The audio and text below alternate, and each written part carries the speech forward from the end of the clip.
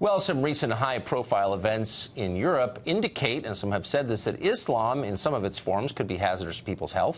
But in Australia, it is Muslims who are declaring they're the ones who need safe spaces. A group called the Islamic Council of Victoria, which says it represents 200,000 Muslims in Australia, is calling on the government there to fund a series of safe spaces where they say Muslims can safely express, this is a quote, inflammatory views that would cause trouble if voiced publicly. This is part of the de-radicalization process. Blair Imani is the executive director of Equality for Her. She's an American Muslim. She said safe spaces would be a good idea here. Blair Imani joins us tonight. So, Blair, what exactly would a safe space for Muslims look like? What does that mean exactly? Well, first I think we need to start by understanding that everybody kind of misunderstands what a safe space means.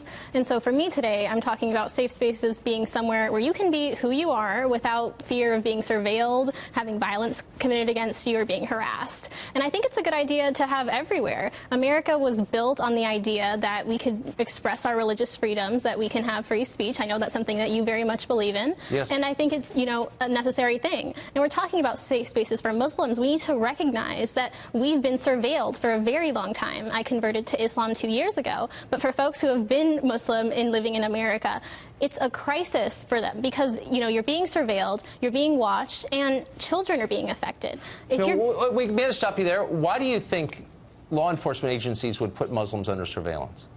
Well, obviously because of the, you know, the counterterrorism efforts. But when... No, but what is, I'm sorry, what is that? Why would there be counterterrorism efforts aimed at Muslims?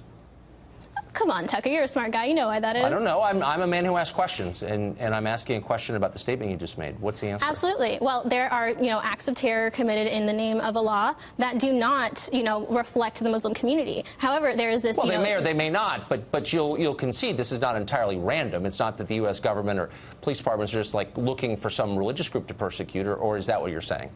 I am saying that, you know, the United States government has been in the business of doing that for quite a long time. So why don't they do it to the Amish? Wait, hold on one second. Why don't they do it to the Amish, or why don't they do it to Hasidic Jews? I mean, they're a set-apart community, speak a different language, not assimilated, but I don't see a lot of terror attacks committed by those groups. Have you? It's not profitable right now to be, you know, speaking against these other groups. Right now, it's very profitable to be speaking against Muslims because it's, you know, feeding into this wartime efforts. More cells. Okay, but look, I mean, we can debate the details here, but I think it's important to acknowledge a baseline, and that is that there have been an awful lot of attacks where actual people died in the United States and in Europe, committed by people saying really clearly we're acting in the name of Islam. And other Muslims say, you don't act in my name and you're perverting our religion or whatever.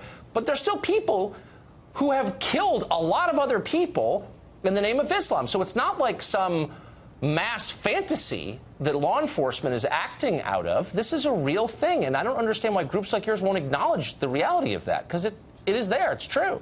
I don't understand why other groups won't acknowledge that violence isn't something that's exclusive to the Muslim community. No one's it's saying not that. Exclusive to Islam. It's not exclusive to, you know, my religion. And so, which is Islam, but we see people being targeted in a way that's extremely unfair. And we also have this rise of white supremacist and, you know, quote, alt-right, you know, violence that's being committed. Don't spare me. That's too dumb. I mean, happening. No, you know, we but can't actually, ignore it's that not. it's happening, Tucker. Look, if you're reading only Salon all day, maybe you've been convinced of that. But the truth is, there are hard numbers kept by the U.S. government. Maybe they're in on this plot too, that show exactly the number of people who died and how in terror attacks in the United States. And the truth is, there's no comparison. There actually is a problem with people self-identifying as Muslims murdering other people in the name of Islam. I don't think you're implicated in that. I'm not saying you are. But I just don't know why you're not more upset at them. I'm an Episcopalian. If they're Episcopalians setting off bombs in the name of... I'm not upset, Tucker. Okay, but what you're doing is coming on and lecturing the U.S. government for being racist and mean to Muslims. Well, I just say, well, there's a real problem in our community. We're trying to do something about it, but maybe they should stop, like, surveilling us so much. That would be a fair thing to say, but instead it's like it's always the fault of the larger society, and that just, you know what, that's just silly. Fair. You see what I mean? Well, Fair? I think, you know, it's ridiculous that the idea that we can't have those safe spaces, like we were saying, is something that's out of the question.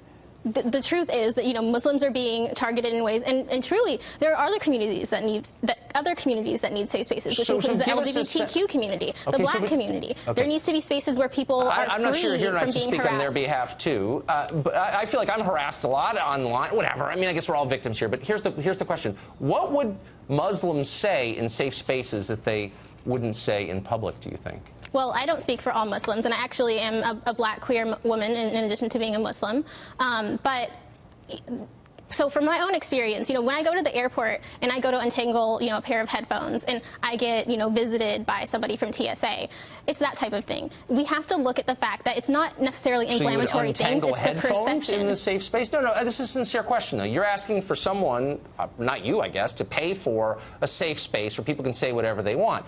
And I want examples of the kind of things that Muslims believe they could only say in a so-called safe space and could not say, for example, on this show or on a street corner. Like, what kinds of things would they be saying in these safe spaces? I don't think it's necessarily something that they can't say elsewhere, but it's, spaces have internal community dialogues to be able to hash things out, to be able to have these complicated discussions. And something else that, I really want to be out in the forefront that the Islamic Council of Victoria has also done in collaboration with the Board of Imams is speaking out against violence against women. These type of, internal community dialogues acknowledging that there's an issue of violence against women and that, there needs to be more. In the Muslim community, there's a problem in with all violence against communities, women? there is an issue of violence against women.